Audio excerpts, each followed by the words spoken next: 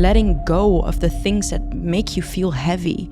You do it for nothing and no one else but yourself and your own peace, your own freedom, your own ability to enjoy life. Today I sat down with Felicia Vaz, a psychedelic and breathwork facilitator that guided me and many others through month-long integration sessions on how to integrate these trips. In these integrations, her clients are often dealing with loads of attachments, and today we talk about how we let go of all the things that don't serve us anymore. It all brings so much more aliveness if you accept that it's going again. If you fight death, if you fight the release of something, you get stuck. If I know a loved one is on their deathbed, I want to be completely present with them. I'm not going to be on my phone, or I'm not going to be scrolling or whatever while they are dying there, because maybe in an hour, I will never ever have that opportunity ever again. And that's with every single moment in life, with everything we do. You know that every little second that you are not present, you are missing out. It's never going to happen again. You don't want to dissociate. You don't want to lose yourself in scrolling. You want to be here. We fear the grief, we fear the death, but if we allow that to happen, what naturally comes up is the love, is the beauty, is the awe. You're a psychedelic and breathwork facilitator, and you also guide people through month-long integration sessions on how to deal with everything that came up in those sessions. And in these integrative processes, I can imagine that there are a lot of people who struggle with certain attachments.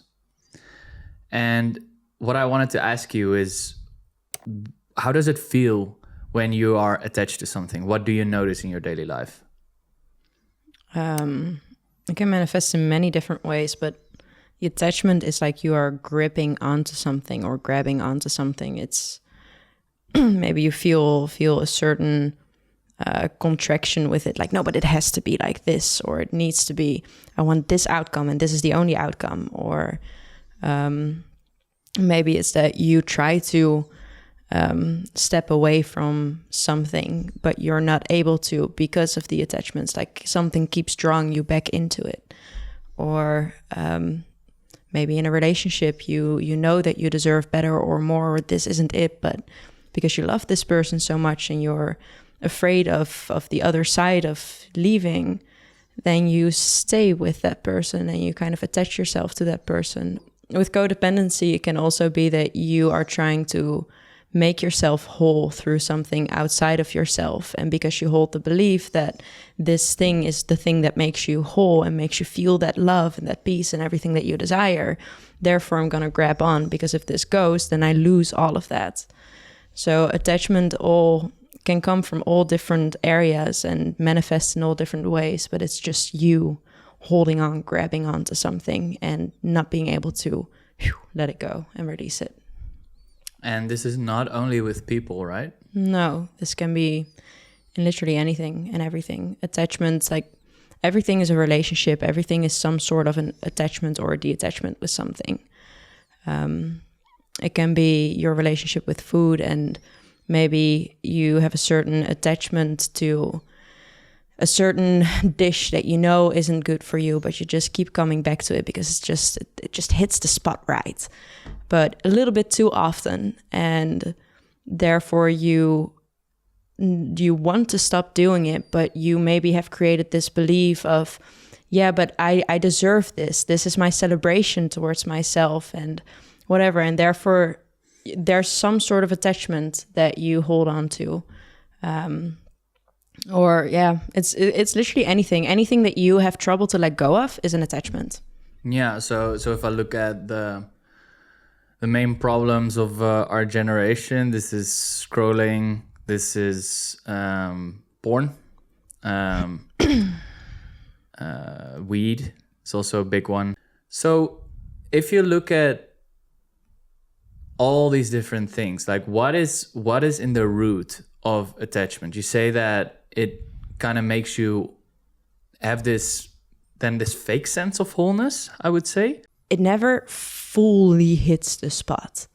Like there's always, whether it's with a substance and you need to take more and more and more and get more extreme and more whatever, because it just doesn't satisfy anymore. You need to make it bigger so that hopefully then it will fill that thing inside of you.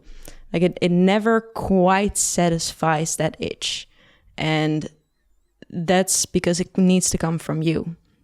And if you find that wholeness from within, then the external can shapeshift and do whatever it wants to, but you won't lose that because that's within you and you. And the moments that you do lose it, you can find it back because it's always there. It doesn't really go anywhere. It's just your access to that sense of wholeness. So, yeah. So if I'm scrolling, I have the feeling that I'm escaping something. Mm-hmm. But what is that thing then that makes me feel whole about escaping? Well, it's in that case, it's also like it has to do with fear at the core of it all. Like fear is the root, and whether that's a fear of, oh, I'm not whole without this, or it's a fear of I'm using this to kind of distract myself of the actual stuff that is going on and I need to take care of, because that feels a lot more scary to me than scrolling away or being in this addiction. That is my comfort, that's my safety. For example, if you are addicted to weed, especially in like the spiritual community, there are a lot of people that are using that because they feel safe in the spiritual realms, in that more dissociated state. But their trauma and their pain is within here, within the 3D, within life. And weed helps them to kind of tune out of that just enough so that they don't have to fully live it and be in that experience of life.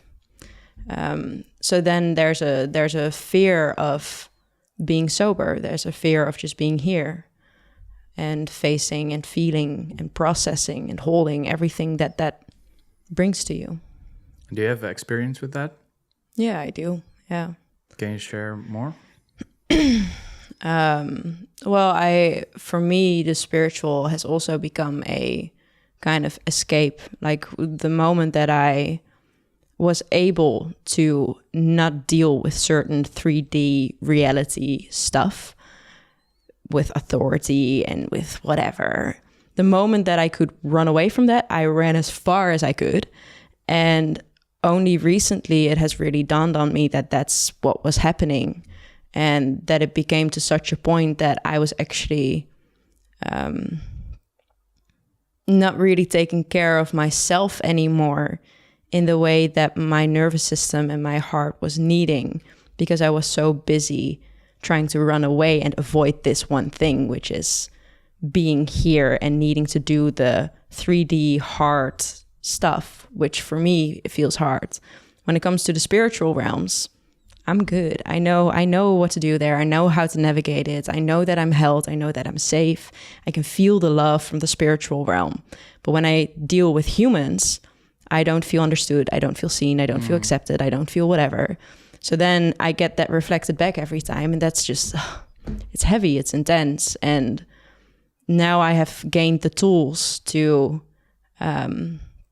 face these things within the human realm and still find my center and my wholeness and my peace and my love within it. But back then I wasn't able to do that, so I just ran away from it. And now I have to face it all again. Yeah, there's this beautiful quote of Ram Dass, like, if you think you're enlightened, then go spend a week with your family. A week with your family. Yeah. Yeah. And what sense of wholeness did you get, like, by escaping in the spiritual realm? I guess in that period of my life, it was a filling up the hole that I felt in the 3D. Like when I was younger, my spiritual side wasn't nourished. And that's where the hole was within my wholeness.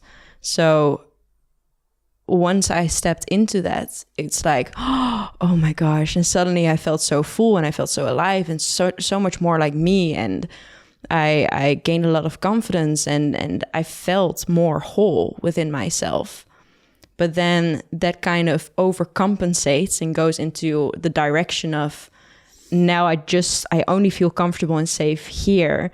But when it comes to the physical, I don't want to deal with that. I don't want to have to face that. I don't trust the external. I don't trust that people will meet me.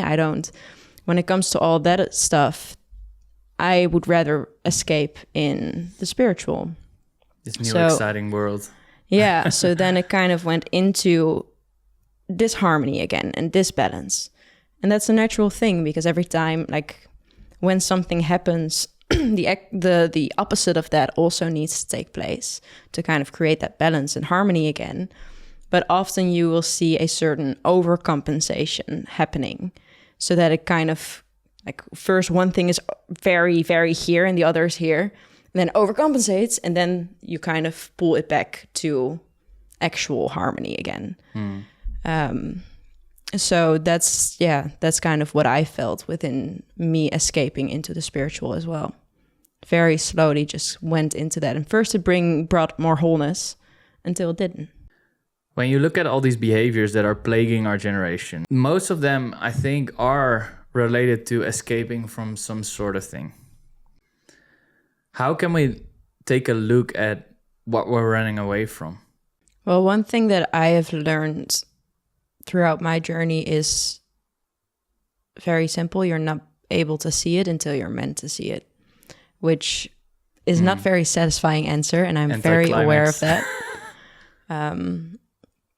But there are certain things, for example, me realizing that I was escaping, using spirituality as my escape and not actually tending to the human and the being that is right here, right now.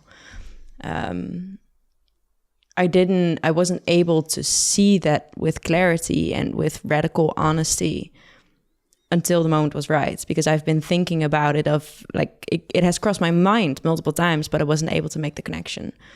But the first things you can do is to start asking questions to yourself and reflecting and like being radically honest with yourself, and hold compassion of why am I actually doing this?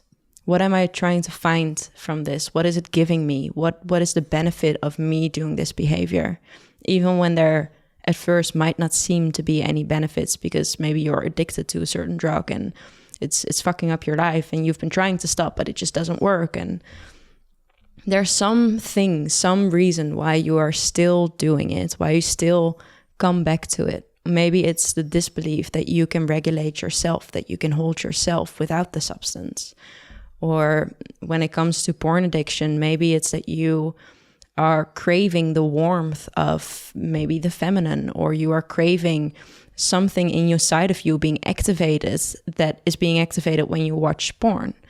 And therefore you use that to activate it, but you don't have to trust that you can activate it within yourself without the porn, or that you can actually find that person that makes you feel all those type of ways. So you keep looking into porn. So the first question is really sitting with yourself of, what is the real reason of why I'm doing this? What is the benefit that I'm gaining from it? What is it giving me that I fear I cannot receive without this? And from there you can start to challenge your own belief system. So if, for example, it's like, yeah, these substances, it keeps me feeling safe, and it's my only place of comfort. It's the thing that throughout everything that I've been through, the one steady, consistent thing in my life that has almost never disappointed me. And then it's like, okay, first hold compassion for that. Like, you've been through a hell of a lot, and this is the way that you had to cope for your own survival. This was, in your experience, the best choice that you could make, even if now later on you think that was a stupid choice. But in that very moment, this was the best you could with the tools that you had. So hold that love and hold that compassion for you, for yourself. And then ask questions of, hey, but this was your comfort zone. This was the thing that brought you peace and felt grounding to you. But is that still true to me now? Is that still something with the person that I am becoming, the person that I'm stepping into, the person that I know myself to be in my heart and in my soul? Meet yourself where you actually are. So, for example, with any form of addiction, for some, it might work to stop cold turkey and just say, I'm throwing everything out. But if you've tried it and that doesn't work for you, it doesn't mean there's anything wrong with you, or that you are a bad person, or that you are incapable or inadequate or whatever because you didn't succeed the first 5, 10, 20 times.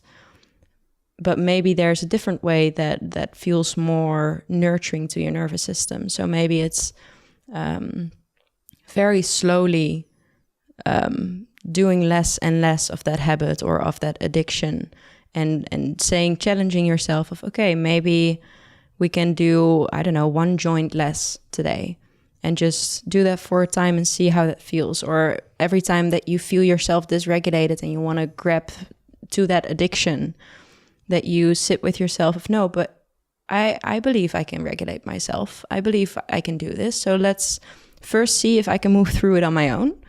And if I can't, then I always have this thing that I can lean on for now. But let's first try it this way, because that's the person that I'm becoming. That's the person that I want to be. That's true to me now. Because often we hold on to those old energies, those old identities that aren't even true anymore. Yeah, it makes me think like my default behavior of getting rid of something that I didn't like anymore or was to demonize it. So like, fuck weed, right? Like really putting all your effort like into like rejecting that thing. Yeah, and then still got you. And how would you, like, what is happening there, and like why doesn't that seem to work? It's still a form of attachment, but then it's on the opposite, like what we said of overcompensating.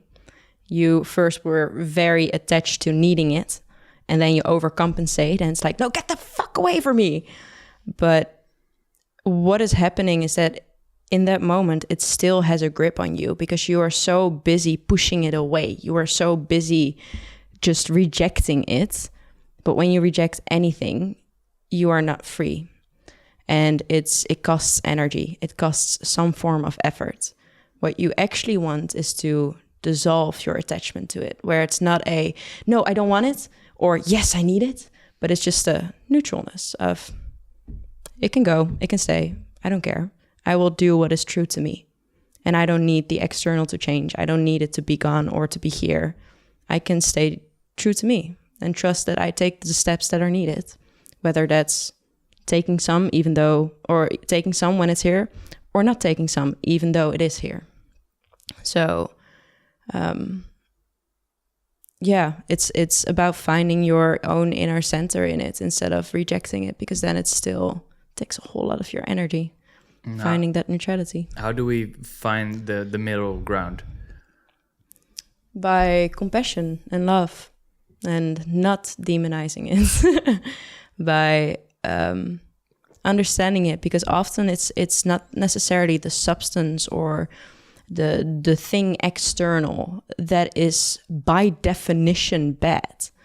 It's our relationship to it. It's our attachment to it that creates that distortion. But for example, weed, it can be a beautiful medicine, but it can also be used in a way within our relationship, within our attachment to it, where it starts to actually fuck up your life and make you disconnect from life, make you disconnect from yourself. But that doesn't mean weed is bad. Doesn't mean it's bad for you, but just the way that you've been using it up until now, the way you've been relating with it, that's the thing that you need to shift. So first, it's about understanding for yourself. Why did I even start in the first place? What am I looking for? What am I trying to feel from this thing outside of myself? Or what am I trying to escape? And what are the benefits from this? And from that place of understanding, you can start to slowly open your heart and go into your body. And it's like, okay, there was so much going on, and I did this and this to escape from it, because that gave me a sense of safety in the moment. That gave me a sense of peace. And I just didn't have to think about everything that was going on, or I didn't have to whatever. What you hear in that is actually a little kid inside that is overwhelmed, is a little kid inside that maybe is in pain or in fear or in shame or in guilt or whatever emotion is alive there. But that's what you are hearing underneath. So then it's hold that little kid inside of you, hold that pain, sit with it, allow it to move through you, and not attaching yourself, not focusing on the weed, or the porn, but it's a journey within yourself that you have to explore, and hold the love there until eventually you can feel kind of like when you let go of something, it's literally, it feels like you are holding on to sticks so hard, and you just let it go, the tension in your hand. And sometimes it's very cracky and it doesn't really want to let go, but then eventually it does. And that's kind of the dissolving energy that you also want with your addictions, with your attachments to the outside. It's not about throwing it away. It's not about holding on to it. It's just gently letting it go, letting it dissolve, letting it release through presence, through love, through compassion, without it necessarily needing to change. Because that's another thing. Life is always trying to restore harmony. It's always trying to restore order. And our bodies are always trying to heal and whatever. So it's a journey of allowing and not getting in your own way with all of it. It's still a little bit abstract for me. Like, what is a relationship? Like, it's the way that you relate to something outside of yourself or within yourself. You can also have a relationship with weed, which is, I don't have a relationship with weed, as in, which then in turn is kind of a relationship with weed. Like how you relate to it, it's not in my life, it's not around me. I never really hear about it, I never really see it. So it's not really in my field. That's how you are relating with it. It's like all the behaviors that you have around it, all the associations that you have surrounding it, the ideas that you have about it, how it makes you feel. Yeah. And that becomes problematic when it starts to take away from joy instead of add to the joy. That's when it becomes a problem. So that's, for example, when you first start smoking weed, or you first find porn or any other addiction, the first moments it adds joy. That's why you do it. But then at a certain point, it starts to take away your inner sense of joy.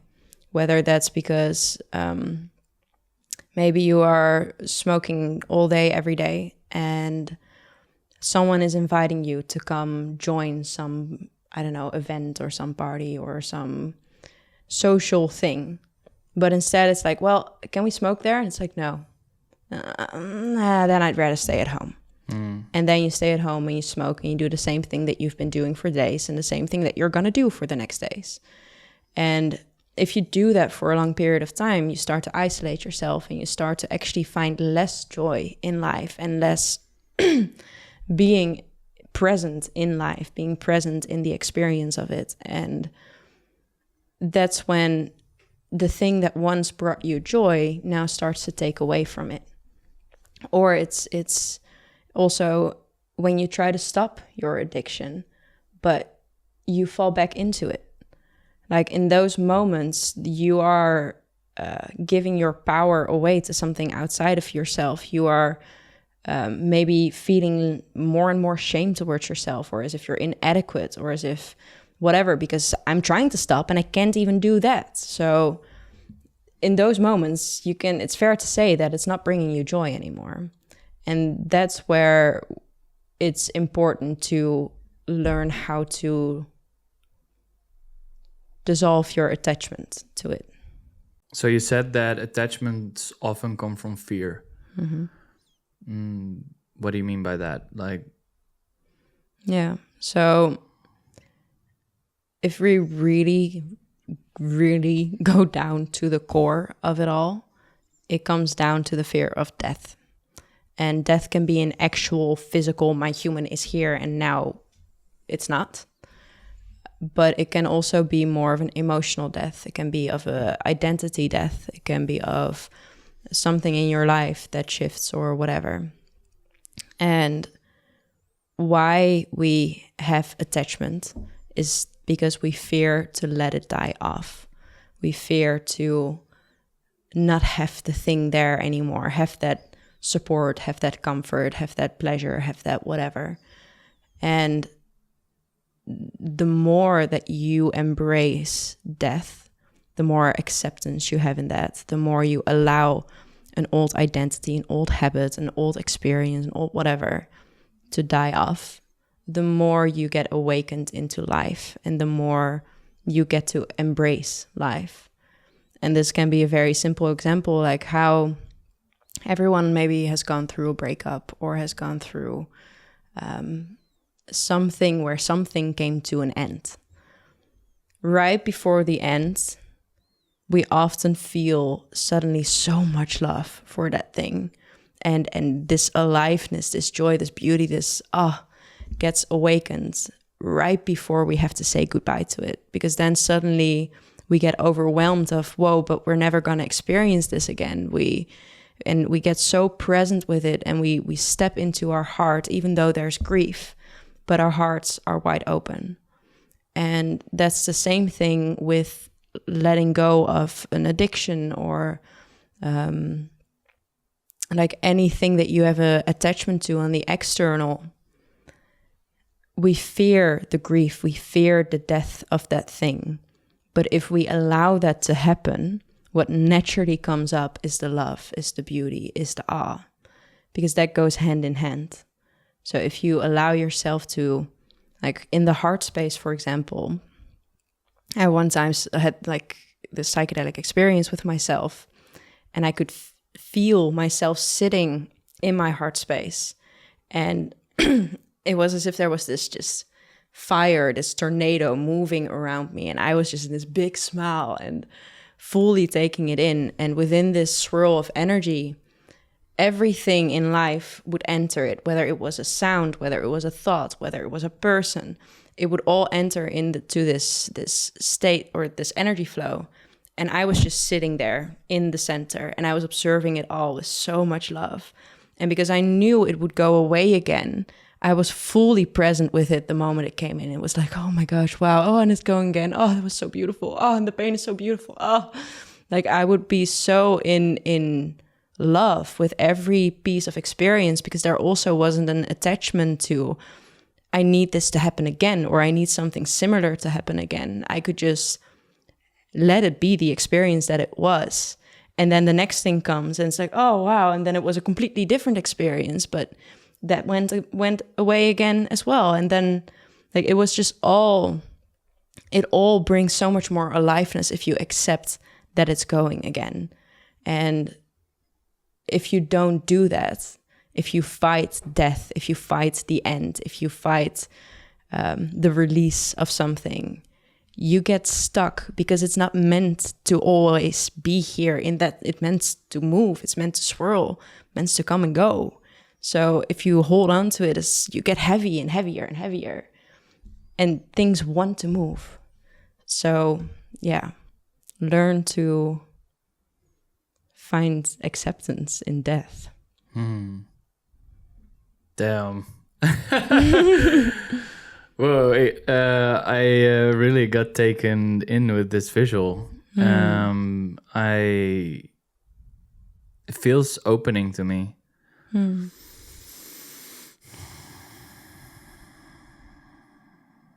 Makes me want to like sit here and enjoy the moment for a bit. Yeah. Because the moment's gone after this. And therefore you're so present with it because you know that every little second that you are not present, you are missing out. It's never going to happen again. So you want to be here. You don't want to dissociate. You don't want to lose yourself in scrolling. You want to be here. Makes me think of this this story that Michelle told me. I'll link her shit down below. But she went to India, and they had this practice to get in these peak states of bliss. And what they did is they really remembered themselves of the fleeing nature of this moment.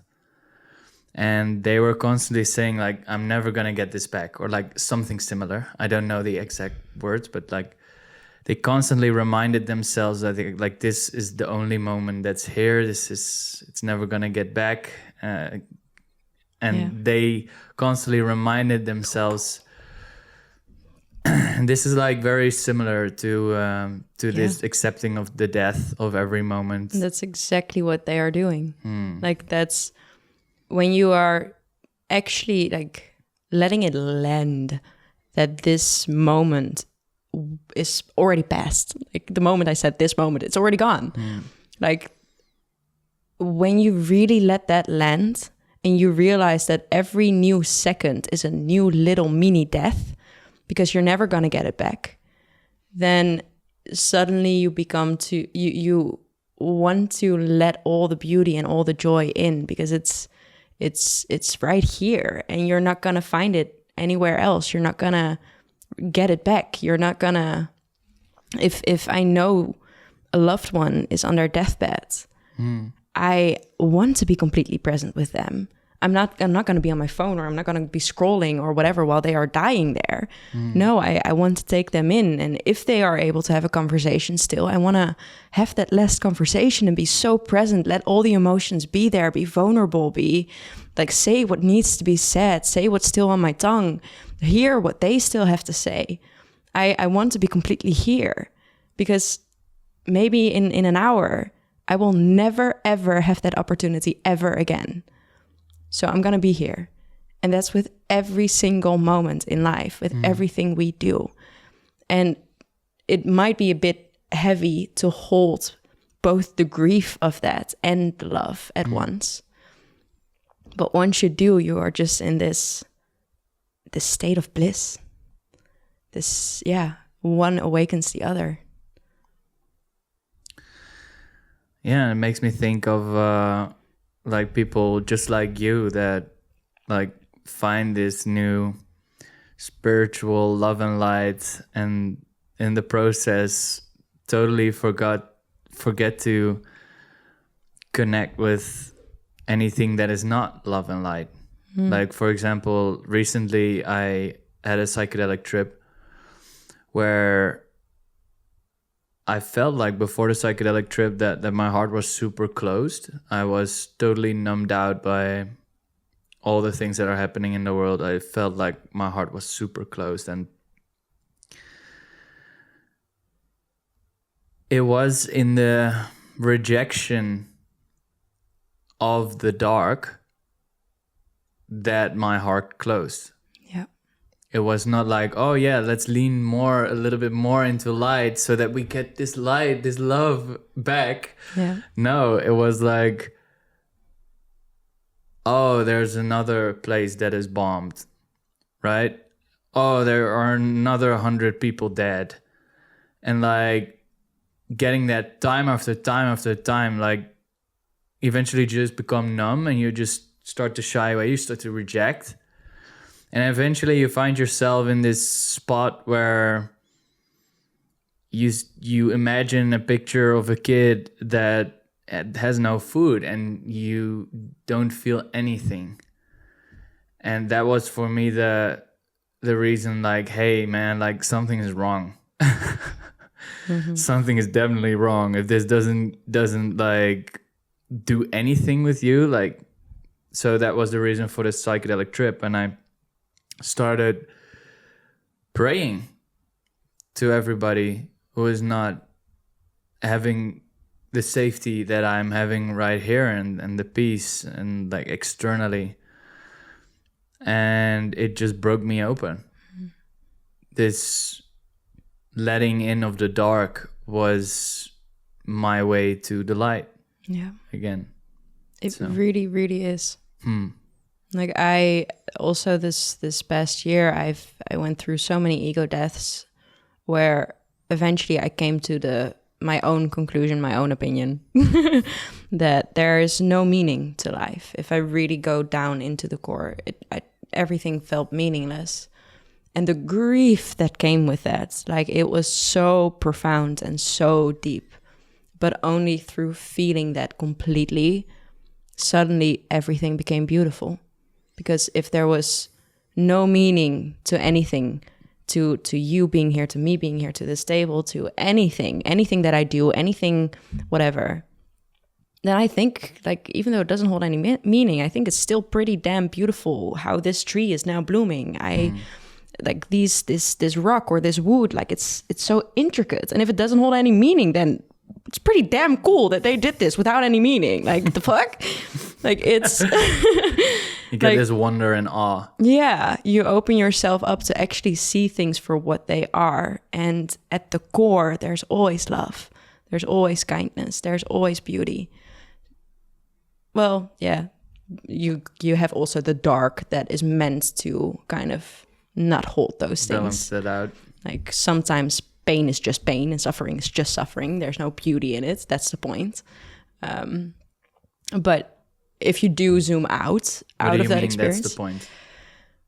Well, we are here to experience it all. We are here to experience the beauty, the bliss, the joy, but also the grief, the pain, the suffering. And something that we have the tendency to do within the spiritual community is to kind of spiritually bypass all the pain and all the suffering, which again is not actually allowing yourself to go into that death, into the grief. Sometimes in this experience of separation, we get to experience what it would feel like if there was just suffering and the love. You wouldn't be able to feel that while you are in the experience. Doesn't mean it isn't there if you zoom out and maybe some time later you look back at it, it's like, here was the love. This is why it happened. Oh, whoa, I wouldn't change a thing. But as you are in the experience of it, sometimes you are not meant to see it. Sometimes you are not meant to feel it, because we are also here to experience the suffering and the disconnect from love. And again, like, the more disconnected you feel, the more death of the love that's available to you, the more love, the more joy, the more awe you get to receive on the other end of that. We need both. It is here for us to experience all of it. So sometimes you are just in the midst of the suffering, in the midst of the pain, and there's no light. You can't feel it, you can't see it. And maybe someone else can point it out to you, but in your experience, like, you have no clue what you're talking about. Because what I'm feeling right now, there's no fucking light. And both are true. There is light. And for them in that moment, there isn't one. Yeah. And that's something that I also really felt the past year, that feeling of there just isn't. It at some points, it was just pain. It was just suffering. It was just grief. And I couldn't feel the love, even though I could mentally understand it, because that's all I teach. That's all I talk about. That's so deep ingrained within my belief system, but I couldn't feel it. And that is now, after kind of moving out of that again and going back into my inner light experience, through that pain, through that grief, made the decision with myself that I will get myself out of it, no matter what I have to move through, no matter what I need to shift, no matter what I need to face or feel, I will get myself out of this, because this state of being, I know there's more to life than this. I deserve more, so I'm gonna give myself that. And that's when you find the willingness and the courage to actually take the steps to let in the light again. And to get yourself to that other side again. So that wouldn't have happened if I wouldn't have felt so disconnected. Because now I remember why I do it. Yeah, there is this idea that you get that a lot of people get lost in a life that is just good enough, right? Yeah. That is like that your life is never so bad that you have to get out of it, and it's never truly fulfilling. I feel like that's the worst place to be. The worst place. Yeah. But that's, again, to a certain degree, like, depends on the situation. There are so many situations. But to a certain degree, that's, again, the fear of death. Because you're not fully allowing yourself to get into the discomfort. Even though there's a voice inside of you that knows of, well, it's not what I actually want, but it's fine. We're good. I'm making good money. I'm doing this. Like, we're good. You think about your life and it's pretty good. Yeah, like, there's nothing to complain about your life, and it's pretty good. Yeah, right? In your heart and in your soul, there's a little voice that's still itching, that's still screaming that you are meant for more, that there's something else that you want to do, that there's some other path. But because you fear letting that old identity, that old life, those old experiences, your old comfort zone of, well, this is pretty good, to let that die off for the possibility of something new, which you don't know yet what that's going to be. You don't know if that's going to be a whole lot better, or whether it's going to flop, whether it's going to be a success or not. You don't know.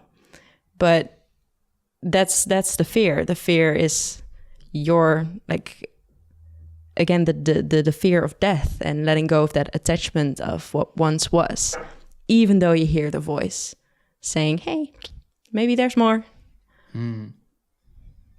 So if you then accept death, you embrace it, you step into more aliveness, you step into the life. You say, I know this isn't bad, but I know there's more. I know it. So I'm going to do it. I'm going to take that risk. Even though this, like, I'm stepping away from something beautiful here. I know that. But I know there's something more. And I'm going to let this die off. And then you step into more life. And it awakens you.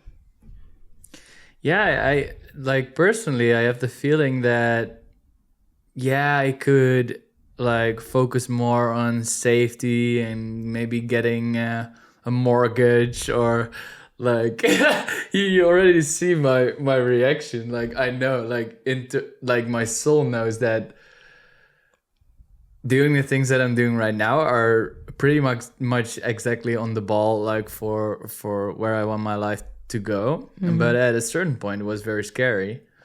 But, like, sometimes I ask myself, like, there's some people who already have a mortgage, already have a girlfriend, or have children on the way, right?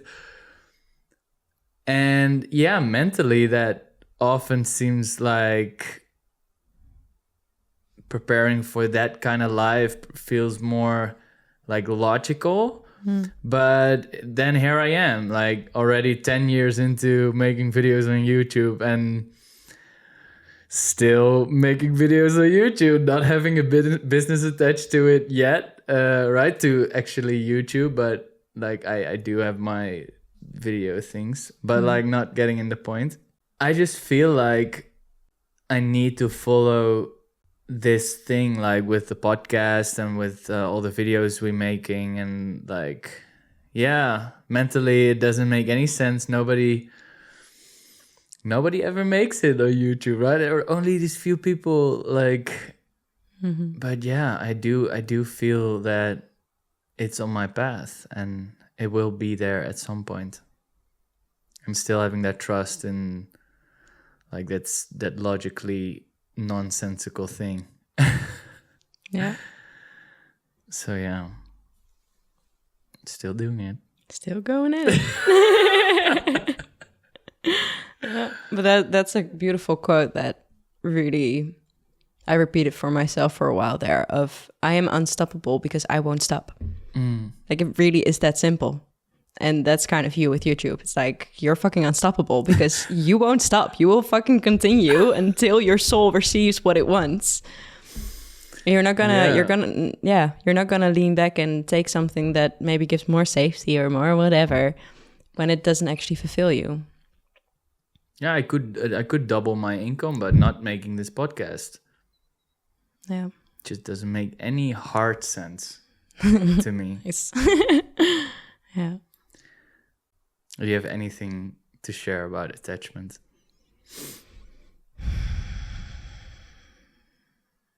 The only thing that comes up is, I guess, a reminder of why do you want to let go of attachments? It's for your own freedom. Like it's to set yourself free, not because you can't have any attachments, because we are also here to have attachments. I mean, it's all part of it, but it's like, for example, forgiveness. That's a really beautiful example of attachment, where something happened, someone did something to you, and it hurt you, and it was not okay, and they wronged you, they betrayed you, whatever it may have been. A lot of people believe that forgiveness is something they do for the other person, while forgiveness is for yourself, because you are letting go of the anger that was once consuming you around what happened. You are like, forgiveness literally means to give. Like it's to give back something that was never yours to hold. So when someone did something to you and it's like, no, but I can't forgive them, I will never forgive you, I will never, you are hurting yourself. You are like holding on to all this anger. They have all this power over you still, maybe after 20, 30, 50 years. They still have all this power over you. And it's preventing you to live your life in the way that you want to be in joy, to be in whatever. But if you release that attachment and you say, you know what, I'm going to give it back. I'm going to forgive you, not for you. They don't even have to know about it, but for myself, so that I let go of this weight. I let go of this anger. I let go of holding on to this pain because I believe that I was right with this pain. They were wrong to do these things with me, and therefore I need to hold on to it to prove that this was wrong, so that they can finally feel it, or that they, whatever it may have been, whatever the story is. Attachment and releasing that and forgiving someone and letting go of the things that make you feel heavy. You do it for nothing and no one else but yourself and your own peace, your own freedom, your own ability to enjoy life. That's like, if you hold on to it, life is going to suck you down. So forgive and release.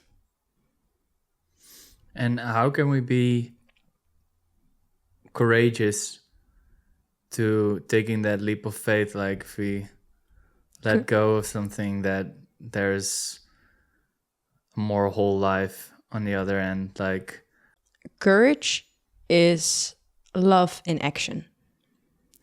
So if you want to take a courageous step, whatever it may be, it's found in the heart. You need to be connected to your heart, to an open heart. And from that place, once your heart is open, that's where the courage will naturally come. Because if you, for example, if my heart is open and I see and feel and experience my inner child being in so much pain because I've been holding on to this anger, to this resentment, to life, to a person, to a situation, and I can see how it's destroying her. How can I not let go of that then? How can I not have the courage to make that scary step, to let go of it and to take a new path, even though I don't know where it's going to go? Because what I see right now is the path that I've been taking is destroying her. I can't allow that to continue. And you can only access that kind of courage by opening your heart and allowing love to give you that fire. I think that's beautiful. Thank you so much for this podcast. Thank you. And thank you for watching. If you have any questions, leave a comment down below. And yeah, see you next time. See you next time. And subscribe. And like. It's free. It's free.